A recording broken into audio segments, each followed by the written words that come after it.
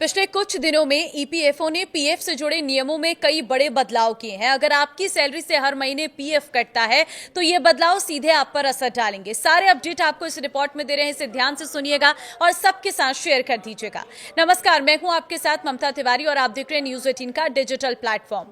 पहले ईपीएफओ के हर क्षेत्रीय कार्यालय का अपना अलग डेटाबेस होता था। अब ईपीएफओ ने सेंट्रलाइज्ड आईटी इनेबल्ड सर्विसेज यानी कि सिटीज प्रोजेक्ट के तहत अपने सभी सदस्यों का डेटा एक ही राष्ट्रीय डेटाबेस में स्थानांतरित कर दिया गया। यानी अब अलग अलग क्षेत्रीय कार्यालयों में अलग अलग डेटाबेस रखने की व्यवस्था खत्म हो गई है।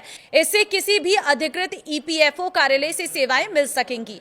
नए ईपीएफओ सदस्य पोर्टल पर लॉग इन करते ही एक ही जगह पर सदस्यता से जुड़ी पूरी जानकारी मिल जाएगी। इसमें पीएफ बैलेंस, क्लेम की स्थिति, पेंशन योग्य सेवा का रिकॉर्ड और अब तक मिले सभी लाभ दिखाई देंगे। पहले ये जानकारी अलग अलग सिस्टम में बंटी हुई थी। क्लेम करने से पहले ही पता चल जाएगी आपको गलती। अब किसी भी पीएफ क्लेम को प्रोसेस करने से पहले उसका स्वतः सत्यापन यानी कि प्री वैलिडेशन होगा। अगर आवेदन में कोई कमी या गलती होगी तो उसकी जानकारी पहले ही एसएमएस और पोर्टल के माध्यम से दे दी जाएगी। इससे क्लेम रिजेक्ट होने की संभावना कम होगी और पहली बार में ही क्लेम मंजूर होने की संभावना बढ़ेगी। अब पहले से पता होगा कितने पैसे निकाल सकते हैं। पहले कई सदस्य ये नहीं जानते थे कि अलग अलग श्रेणियों में वे कितनी राशि निकाल सकते हैं। ऐसे में तय सीमा से अधिक राशि का आवेदन करने पर क्लेम रिजेक्ट हो जाता था। अब पोर्टल पर ही यह दिखाई देगा कि किस श्रेणी में कितनी राशि निकाली जा सकती है। इससे सदस्य सही राशि के लिए आवेदन कर सकेंगे। कितने रुपए तक के क्लेम का होगा खुद निपटारा। पूरी तरह केवाईसी से जुड़े और सत्यापित 5 लाख रुपए तक के एडवांस क्लेम अब ऑटो सेटलमेंट के जरिए निपटाए जाएंगे। पहले यह सीमा 1 लाख रुपए थी, जिसे बढ़ाकर 5 लाख रुपए तक कर दिया गया है। अगर अतिरिक्त जानकारी मांगी गई है तो क्या होगा यह भी जान लीजिए। अगर क्लेम की जांच के दौरान किसी एक्स्ट्रा जानकारी या स्पष्टीकरण की जरूरत होगी तो ईपीएफओ ऑनलाइन ही सदस्य से जानकारी मांगेगा। सदस्य भी ऑनलाइन जवाब दे सकेंगे। इससे ईपीएफओ कार्यालय के चक्कर कम लगाने पड़ेंगे और क्लेम का निपटारा तेजी से होगा। अब क्लेम का भुगतान केंद्रीय भुगतान प्रणाली के जरिए किया जाएगा। क्लेम मंजूर होने वाले दिन ही पैसा सीधे सदस्य के बैंक खाते में भेज दिया जाएगा। पीएफ निकासी के नियम में हुए क्या बदलाव ये भी जान लीजिए। अब पीएफ से पैसे निकालने के नियम भी आसान कर दिए गए हैं। पहले आंशिक निकासी के लिए 13 अलग अलग नियम थे, लेकिन अब इन्हें सिर्फ 3 श्रेणियों में बांटा गया है।